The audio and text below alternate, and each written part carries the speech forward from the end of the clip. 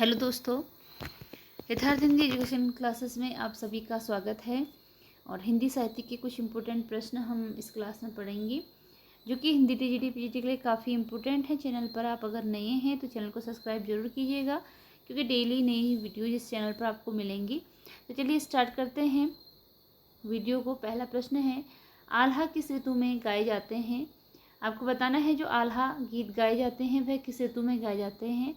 Option है वर्षा, हेमंत, बसंत या ग्रीष्म। इसके लिए राइट आंसर ऑप्शन ए है, वर्षा ऋतु में गाए जाते हैं Alha. Option A right answer है।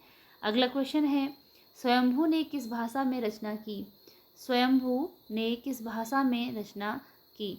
तो बताना है कि स्वयंभू जो है आदिकाल के कवि हैं और इन्होंने किस भाषा में रचना की है बताना है। ऑप्शन है पाली, संस्कृत, उर्दू और अपभ्रंश। तो इसके लिए राइट आंसर ऑप्शन जी है, स्वयंभू ने अपभ्रंश भाषा में रचनाएं लिखी हैं। ऑप्शन डी इसके लिए राइट आंसर है, स्वयंभू ने जो रचना लिखी हैं वह अपभ्रंश भाषा में लिखी हैं। अगला क्वेश्चन है, धर्म की रसात्मक अनुभूति ही भक्ति है? धर्म की रसात्मक अनुभूति ही भक्ति है अथवा प्रेम और श्रद्धा के योग का नाम भक्ति है? किस विद्वान द्वारा परिभाषाएं दी गई हैं? तो भक्ति की परिभाषा दी गई है, पहला है कि धर्म की रसात्मक अनुभूति ही भक्ति है, और दूसरी परिभाषा है कि प्रेम और श्रद्धा के योग का नाम ही भक्ति है। यह परिभाषा किस विद्वान द्वारा दी गई है?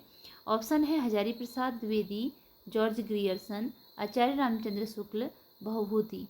तो इसके लिए राइट आंसर ऑप्शन सी है, आचार्य रामचंद्र शुक्ल का यह कथन है, यह परिभाषा है आचार्य रामचंद्र शुक्ल की, कि धर्म की रसात्मक अनुभूति भक्ति है या फिर प्रेम और श्रद्धा के योग का नाम भक्ति है।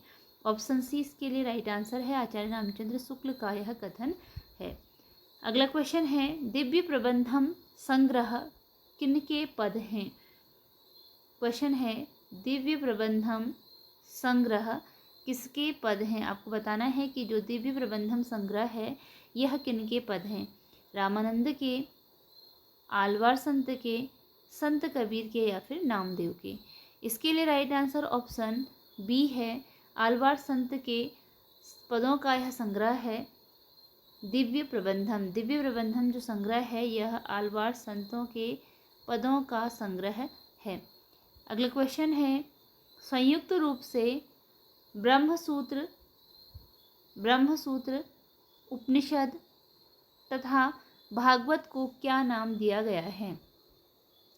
तो इनको संयुक्त रूप से क्या नाम दिया गया है? ब्रह्मसूत्र, उपनिषद तथा भागवत को। मतलब कि जब तीनों एक साथ होते हैं तो इनको क्या नाम दिया गया है? त्रिकाल दर्शन, त्रिनेत्र, त्रिरत्न या प्रस्थानत्रयी? इसके लिए राइट आंसर ऑप्शन डी है, प्रस्थानत्रयी नाम दिया गया है। प्रस्थानत्रयी ग्रंथ के अंतर्गत आते हैं ब्रह्मसूत्र, उपनिषद तथा भागवत। तो संयुक्त रूप से इनका नाम है प्रस्थानत्रयी। ऑप्शन डी राइट आंसर है। अगला क्वेश्चन है, हिंदुओं में मुसलमानों से लोहा लेने की शक्ति नहीं थी? हिंदुओं में मुसलमानों से लोहा लेने की शक्ति नहीं थी। वे मुसलमानों को न तो पराजित कर सकते थे और न अपने धर्म की अवहेलना सहन कर सकते थे। इस असहाय अवस्था में उनके पास ईश्वर से प्रार्थना करने के अतिरिक्त अन्य कोई साधन नहीं था। यह कथन किसका है? इसके लिए राइट आंसर आपको बताना है कि यह कथन किसका है। ऑप्शन है डॉक्टर रामकुमार वर्मा का, डॉक्टर नामवर सिंह का, डॉक्टर नगेंद्र का या फिर जॉर्ज ग्रियर्सन का? इसके लिए राइट आंसर ऑप्शन ए है, ऑप्शन ए इसके लिए राइट आंसर है। डॉक्टर रामकुमार वर्मा ने यह कहा कि हिंदुओं में मुसलमानों से लोहा लेने की शक्ति नहीं थी। वे मुसलमानों को ना पराजित कर सकते थे, ना अपने धर्म की अवहेलना सहन कर सकते थे। तो इस असहाय अवस्था से ईश्वर से प्रार्थना अवस्था में उनके पास ईश्वर से प्रार्थना करने के अतिरिक्त अन्य कोई साधन नहीं था। यह कथन है रामकुमार वर्मा का। तो यह कथन रामकुमार वर्मा का किसके लिए है? भक्ति काल के लिए है, मतलब कि भक्ति भावना का जो प्रारंभ हुआ उसके लिए यह कथन है कि भक्ति रचना, साहित्य रचना का कारण क्या था। रामकुमार वर्मा के अनुसार ये जो था वह भक्ति साहित्य रचना का कारण था। अगला क्वेश्चन है, मोनियर विलियम्स के अनुसार भक्ति शब्द की उत्पत्ति हुई है? तो मोनियर विलियम्स जो है उनके अनुसार भक्ति शब्द की उत्पत्ति किससे हुई है? भज से, भजु से, भव से या फिर भक्त से? भज से, भजु से, भव से या फिर भक्त से? तो इसके लिए राइट आंसर ऑप्शन ए है, भज से भक्ति शब्द की उत्पत्ति हुई है, भज से। अगला क्वेश्चन है कि हरि भक्ति रसामृत सिंधु, हरि भक्ति रसामृत सिंधु ये एक रचना का नाम है, इसके रचयिता कौन है? हरि भक्ति रसामृत सिंधु के रचयिता का नाम बताना है। जगन्नाथ हैं, तुलसीदास हैं, श्री रूप गोस्वामी हैं या गोकुलनाथ हैं? तो राइट आंसर इसके लिए ऑप्शन सी है, श्री रूप गोस्वामी हैं। हरि भक्ति रसामृत सिंधु के रचयिता श्री रूप गोस्वामी हैं, रूप गोस्वामी हैं हरि भक्ति रसामृत सिंधु के रचयिता। अगला क्वेश्चन है, मृणाल किस उपन्यास की पात्र है? मृणाल किस उपन्यास की पात्र है? तो उस उपन्यास का नाम बताना है जिसके पात्र का नाम है मृणाल। निर्वासित है ऑप्शन, परख है, त्यागपत्र है या फिर अंतराल है? राइट आंसर इसके लिए ऑप्शन सी है, त्यागपत्र की पात्र है मृणाल। जो उपन्यास त्यागपत्र है, त्यागपत्र इसकी पात्र है मृणाल। अगला क्वेश्चन है, बम्बई की मजदूर संगठन के जीवन संघर्ष पर आधारित उपन्यास है? कौन सा उपन्यास है जो कि बम्बई के मजदूर संगठन के जीवन संघर्ष पर आधारित है? ऑप्शन में है आवा, सम्रांगण, अनित्य या अंतर्वर्षी? राइट आंसर इसके लिए ऑप्शन ए है, आवा। आवा जो रचना है ये बम्बई के मजदूर संगठन के जीवन संघर्ष पर आधारित रचना है।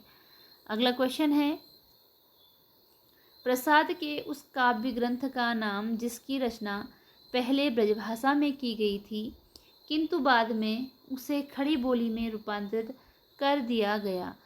तो पहले इसकी रचना ब्रजभाषा में हुई थी लेकिन बाद में इसका रूप खड़ी बोली कर दिया गया, तो इस रचना का नाम बताना है। प्रसाद की वह रचना कौन सी है?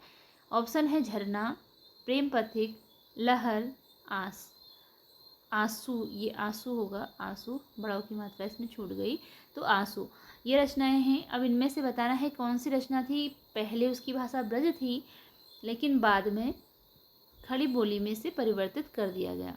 तो इसके लिए राइट आंसर ऑप्शन बी है, उस रचना का नाम है प्रेम पथिक, जिसकी रचना पहले ब्रजभाषा में हुई थी और बाद में इसे खड़ी बोली में रूपांतरित कर दिया गया। अगला क्वेश्चन है, रामचंद्र शुक्ल मनोवैज्ञानिक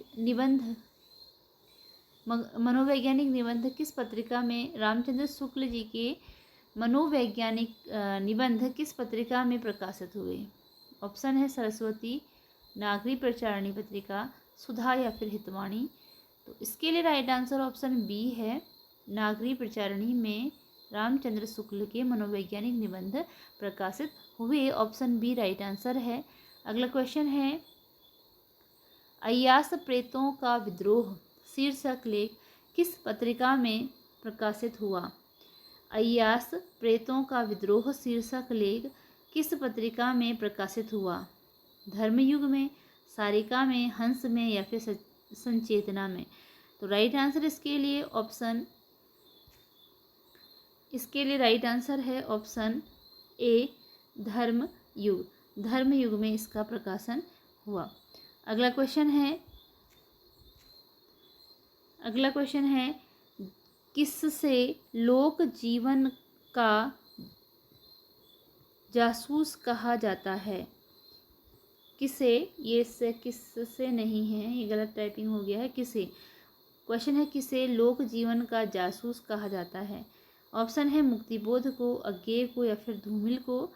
तो इसके लिए राइट आंसर ऑप्शन ए है, मुक्तिबोध को।